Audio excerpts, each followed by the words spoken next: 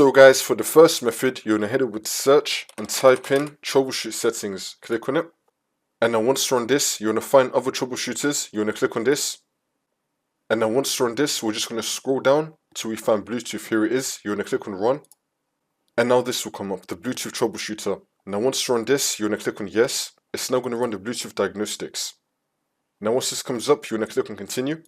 You just want to follow through all the steps that come up here and then see if that fixes your problem. If that's still not working, then for the second method, you're going to head over to search and type in device manager. Click on it. And then once you're on this, you want to find Bluetooth. I don't have it on my computer, but just imagine that this right here is Bluetooth. You want to expand Bluetooth.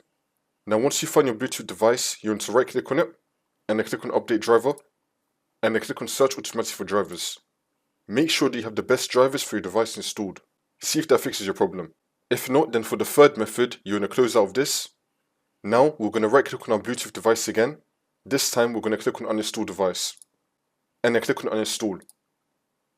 Now once you uninstall your Bluetooth device, you just want to restart your computer.